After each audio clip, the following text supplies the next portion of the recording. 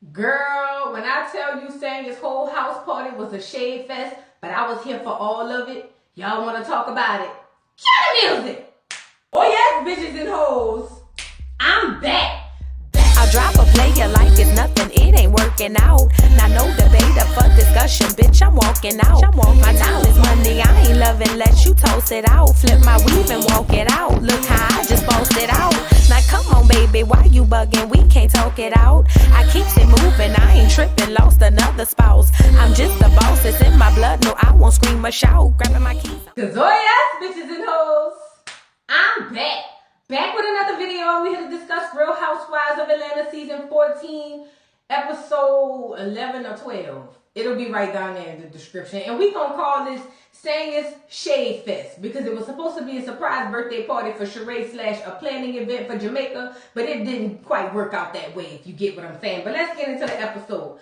We are getting into these small clips. Marlo was at her house of Justin tonight having them churning around there. Drew's over there telling her mama how her husband fired her. And it was just like, girl, he looks like he'll fire you right now if he didn't think it'll cost him some money. But let's move on. Now we get to Sheree's house. Sheree's at home with her son Cairo. Cairo is a nice looking young man. And I'm not going to say nothing crazy about Cairo because that's that lady's son. And I don't like young men anyway. But Cairo is a very nice looking young man. Sheree asked him would he help her by modeling some of her stuff for She by Sheree because it's going to be men and women's line. And he was just like, yeah, just give me the details. Basically what Sheree is doing right now is she wants to put herself first. After the whole Tyrone incident, like she said, she don't feel no type of way about putting Sheree first. She got to get She by Sheree off the line or off the ground because guess what? The people been asking about it since 2006. Girl, we are in 2022. Get She by Sheree off the ground. Let's move on. We move to the next scene. Todd and Candy is basically going down there to the guest house because they throwing a surprise birthday party for little Ace. It's Ace's 6th birthday, I want to say. So, Candy ain't doing too much. She just want to do a little, dizzle dazzle, have a couple of them churn over there, them badass churn, had their mama drop them kids off. And she only inviting Kenya and, who else? Oh, Drew. But my thing is, Sandy got a child. Why you ain't invite Sandy and her son? I'm just saying. I know Marlo don't have her kids. But, Sandy got a son around that age. I'm asking. I don't know. But anyway, so they get all over there. It's Ace's little cousins. And so basically, Candy's idea is she's going to throw Ace a huge party over the weekend, but since it's during the week, she just wants to do something real intimate. So she only had a little people there. She ain't won't have all that going on. Well, girl, they go back there and get Ace and surprise Ace, and Ace is just the most cutest, sweetest young boy I have ever seen in my life. He said, "It's my 6th birthday. Happy birthday, Ace, as you deserve all the things you want and need." Anyway, so Candy basically got this video game truck out there because she said Ace has been into videos lately, or video games. So she got the video game truck out there, and she got all them badass kids on the truck, as you should, because I wouldn't want them in my house running around. And they over there playing video games. Now, after that happened, the girls go and sit down. We move to the next scene. Sheree goes up to the archive because they looking at a couple of pieces for the Jamaica trip, right? Everybody getting ready for Jamaica. So then Marlo is basically pulled Sheree aside and was talking about how Michael and them has been missing home.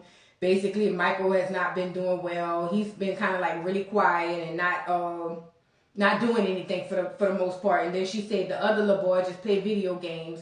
And she wondering if she should shorten the 30 days because she done already asked her sister, girl, like, what are you doing? Like, they're supposed to be over there, in the structured home, but it sounds like you just letting them run them up. But the sister said no, she gonna take the video games from William or whatever, but it's a process is basically what she doing. But again, Marlo don't know what the hell she should do because she's still in conflict of what is right and what is wrong.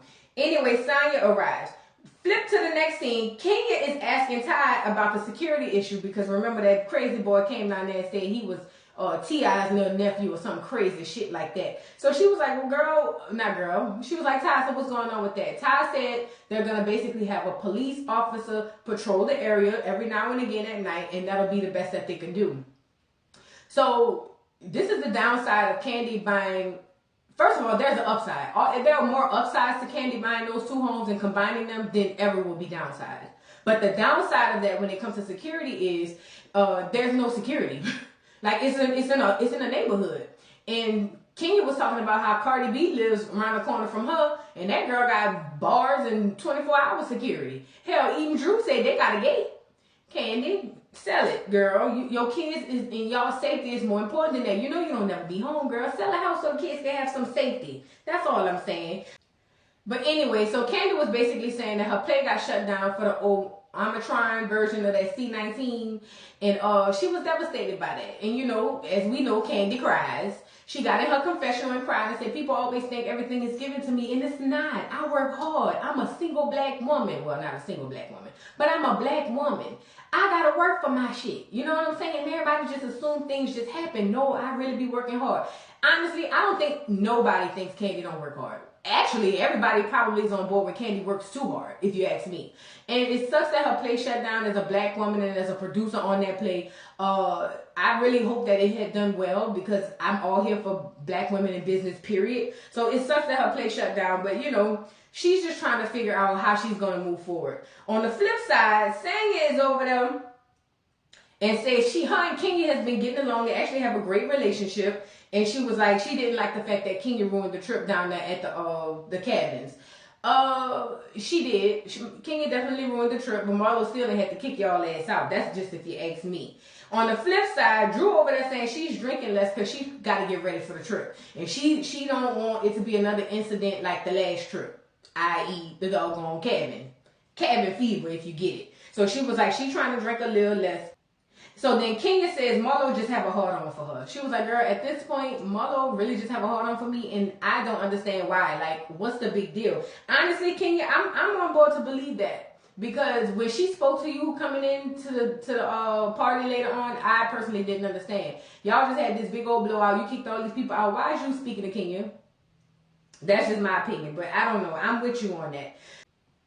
So Sanya basically is saying everybody needs to bring a +1. She wanted to be sort of a couples thing. And she said it's 3 of the girls that are single. So I need to call everybody over, you know, and make sure everything is good for the whole thing or whatever. Because she's having this pre-planning party for Jamaica. And she wanted everybody to come over that Saturday so they can talk about the trip. So she ends up calling Kenya girl to invite her or tell her to invite a +1. And Kenya ain't here for it. Kenya hangs up the goddamn phone. Kenya was like, girl, bye. I ain't doing this with you. And hang up in her face. I ain't gonna lie, that's very disrespectful. That is extremely disrespectful.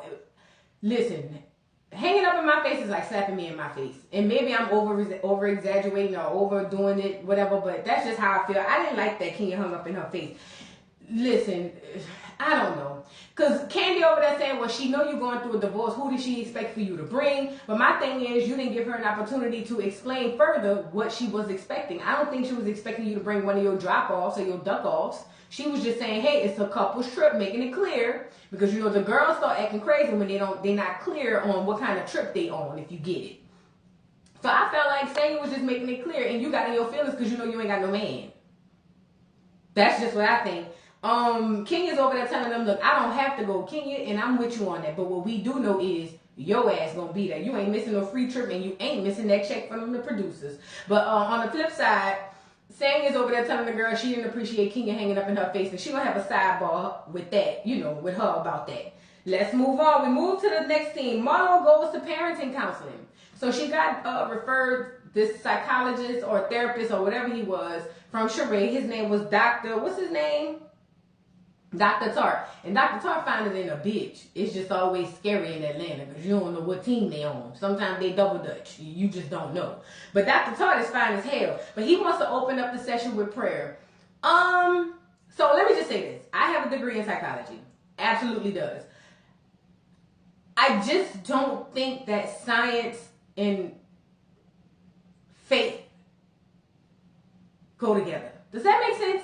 And I'm saying that to say it's not that you can't have faith while do science. That's not what I'm saying. But I ain't even going to get into it because I feel like that's going to be a whole religious thing. But I'm going to just say what I'm going to say. I feel like that whole let's pray. Ain't nothing wrong with you praying. I encourage everybody to pray. But the Bible itself says faith without works is dead. So in that situation where she's sitting down having a counseling session with somebody who's there to help her, praying ain't going to make it better, fact. The work's got to come through there. So I personally wouldn't have cared for the thing if he opened up with prayer, but I'm not super religious, so it makes sense for me. But anyway, so she starts crying and telling him about what's going on. She got in her confessional and said, look, I never wanted to be a mama because I saw how my mama was to me and I never wanted to have that experience with kids. So that's why I never had kids for myself. These boys just basically came, spent the night, And they've been there ever since. So it was kind of like dropped in her lap. And I think a lot of people don't give her that type of credit for that, or don't even give her that grace. Because we're all looking at it as mothers, like, oh, I can never do that to my son. Absolutely. I couldn't do that to my son or my daughter if I had 2 sons. I couldn't do that to my kids. However, you're talking to a woman who's gone damn near 50 years, who ain't never had to be responsible for nobody but herself.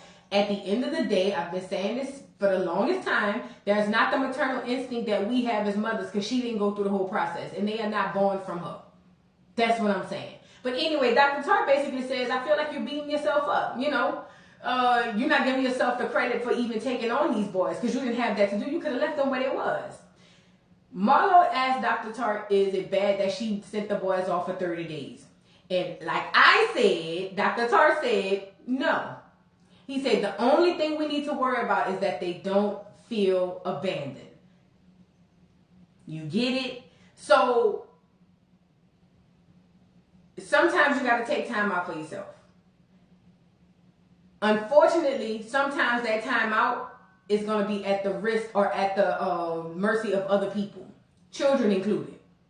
There are so many mothers out here doing horrible things to their kids, unaliving themselves and their kids because the cup gets full and they don't have a relief. They don't have a release to get away and just actually recalculate. Marlo, as a person who's not a mother, but a Monty, has a release and she utilized it. I would have rather her did that than her freak out one day on William and Michael and something bad happens. That's just my opinion. So I'm with Doctor on that. Doctor said, listen, just don't want them to feel abandoned. That's the whole thing. As long as that's not happening, you good. So he gives her a couple of tips and say, listen, you got to put them on a schedule. You can't just be saying this and that and third and then walking away. Marlo even herself says that she's not consistent with punishment. He said you got to put them on a schedule. You got to check their homework. Tell them, hey, at 7 o'clock homework is due. Get down, sit at the table, and do homework, stuff like that. Giving her pointers on how to really move and maneuver with these kids. She loved that she had this visit. So she asked him, can I bring the boys by? He was like, absolutely. And she said, do I need to bring them separate? Or he was like, y'all can do it together. I'm here for it and I love it. Let's move on. We move on to the next scene. Girl, Candy and Ty wants to talk to the kids about their estate planning. First of all, Ty ain't got no estate. Let me just start there. Ty ain't got no estate. Argue with your mom, okay? Candy, if you wanted to plan your stuff out and put Riley in it, by all means do that. Split up OLG between the OLG and your kids. But why did you invite Ty to this conversation? Girl, Riley and Kayla gets down there. We find out Riley's doing well. She's a sophomore in college. Kayla's doing extremely well. She got a production job. She paying her own bills. She getting it as she should as a strong black woman. But I ain't gonna hold y'all. I couldn't imagine being a sister or a stepsister to a person who gets everything while I gotta work for everything. That would really put a bitter taste in my mouth. It really would. And for me, I don't understand why Ty treats his daughter like his son. Like, if that was a boy, I could see it. And I don't think Ty is completely wrong. I really don't. I think Ty is really right on a lot of things. But I feel like he don't give Kayla no grace. And that don't say right with me. Of course she going to be successful. She a black woman. She going to get it out the mud. As she should and as we all do.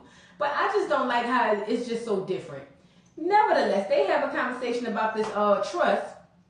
And Candy was like, listen, we want to give you guys a trust. And we just need to know that y'all are going to be good. Ty's whole point, which I agree 1,000%, I don't want to give y'all all the money up front. And then next thing you know, you turn around, you $5 million turn into $100,000. Let me tell y'all something. My brother was married to a girl who, her parent or her dad died and left her like $300,000-$400,000. When I tell you, after her and that boy went through that money, they was broken like maybe 6 months.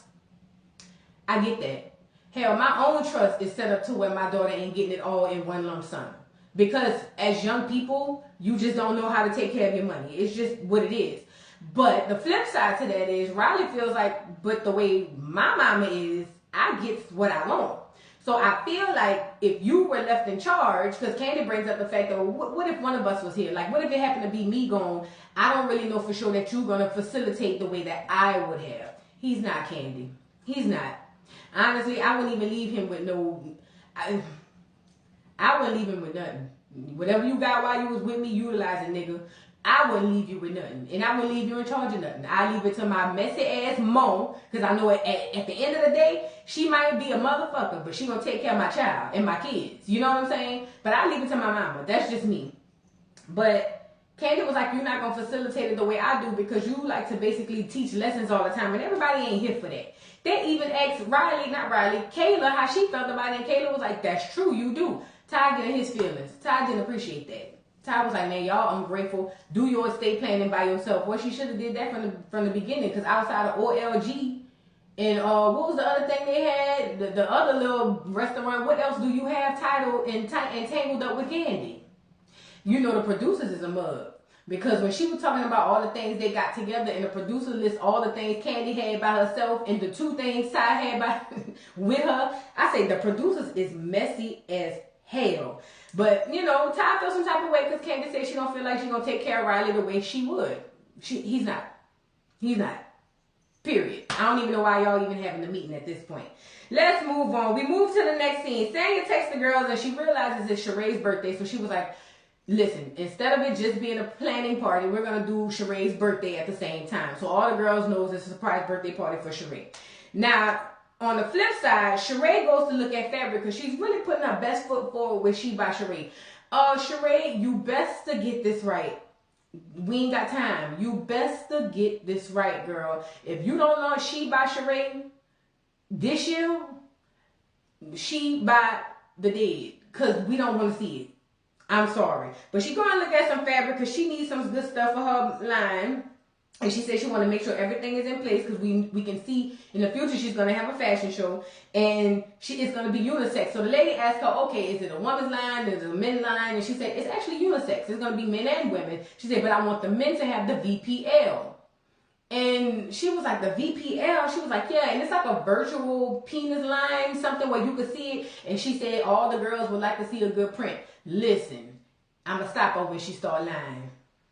She ain't lying. Especially in them joggers. Ooh, girl, that's the first thing I be looking at. Hey, sir. Oh, how you doing? Eyes up here. My bad, I'm sorry. Hey, how you doing? I'm here for it, Sheree. Put the penis line on there. But basically, she said she promised herself after the whole shit with Tyrone that she gonna put herself as a priority, and she don't feel bad about it. You shouldn't. We move to the next scene. Candy and Ty is talking after that meeting. Ty's still in his feelings. Because Ty was like, I didn't appreciate you saying you don't trust that I would take care of Riley. Like Candy said, it's not that I don't think you would take care of her. I feel like you just wouldn't take care of her the way that I would. Ty's whole thing is the girls are entitled and they spoiled. At least we know Kayla not. I can't speak on Riley, but Kayla not. Because Kayla been getting it out the mud the whole time. Like Candy said, don't take it personal. You taking this shit too personal, and it ain't even that deep, Ty. Like, why are you so hurt about this? This is not, the math ain't math, and then the adding ain't adding. Like, what's really going on? But basically, Ty said, you know what, man? Plan your estate by yourself, man, and take care and leave how you want to leave. Leave these girls their money, or whatever the case may be. Candy said, I will. As you should have. I wouldn't have invited him on the doggone thing from the first place. But then Candy starts talking about how she's down about the play, you know, being canceled due to COVID. She said, but another producer hit her up and was like, yo, you want to come produce on this play? And she was like, she's just not sure about it because of what happened with the other play. And it translated to me, she's not sure about it because all the money she lost off the other play. But this is what I do like about Ty. Ty was like, what does it matter? Even if the second play goes down, there'll be 2 under your belt so the third one can work.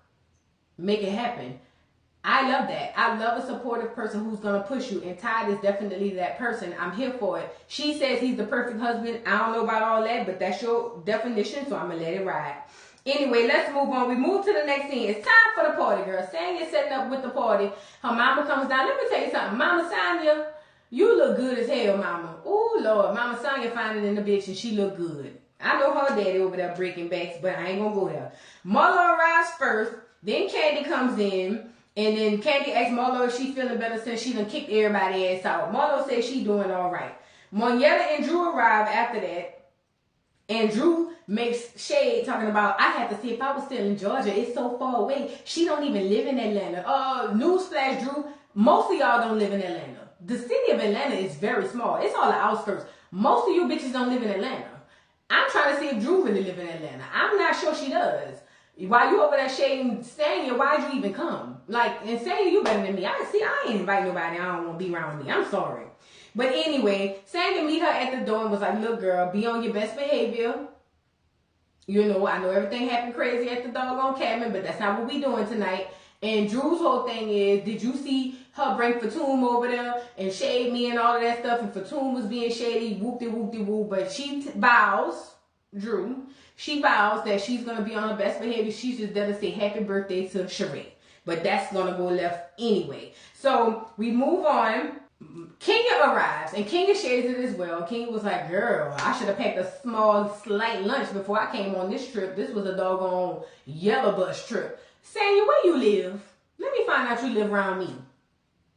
Anyway, so yeah, they all shading how far the house out is. And when Kenya arrives, Marlo is the first person to say hi, Kenya.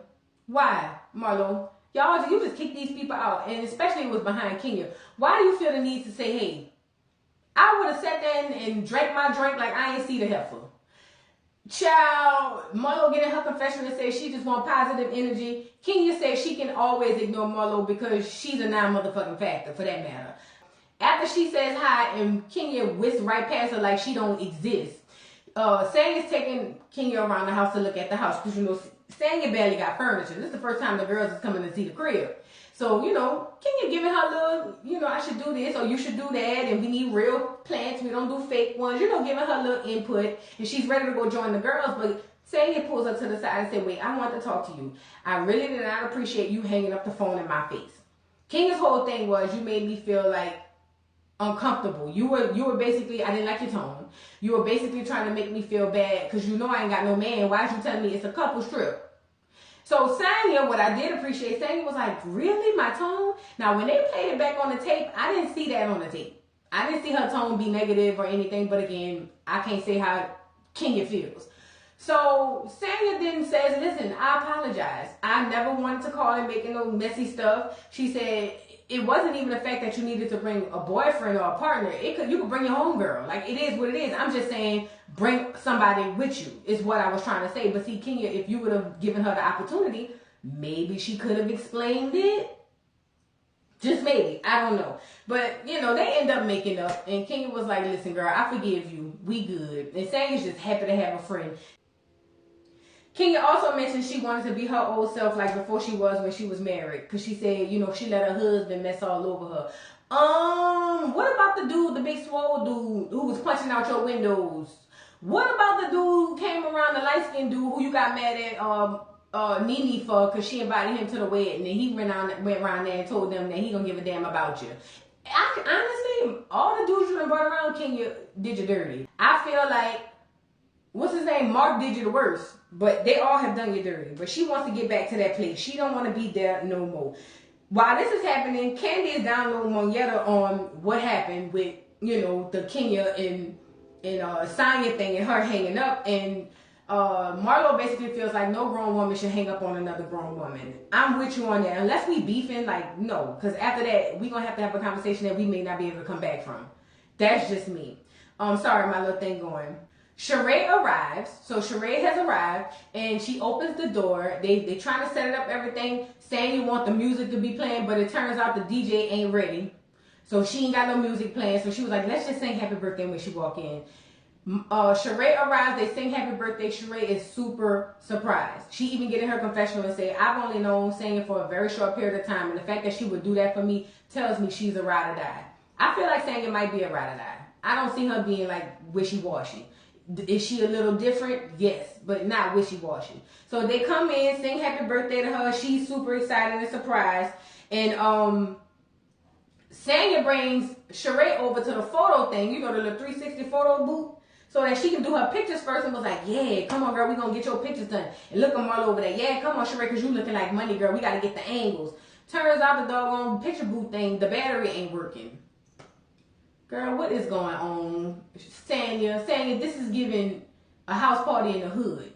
I'm sorry, that's what it's giving. Ain't no battery charge, fat. But Kenya is over there asking about the dry ass food because the dude brought some dry ass patties over there for the girls to eat. Turns out, Drew asked her if she cooked it or if her mama cooked it, and she said no, they had it catered. So it sounds like Sanya may have gotten the food a little bit earlier and just put it in the oven and didn't take the top off it, and it all got like dried out or wet and soggy. That's what it sounds like. At least the patties, for that matter. So no, she said she didn't, cook it. King is shading her, talking about all this dry ass food. I need something to drink. I'm gonna need a rum punch to wash down all this dry ass food. Sheree's not tripping on the photo booth. She was like, listen, it's the thought that counts. I'm gonna let her live.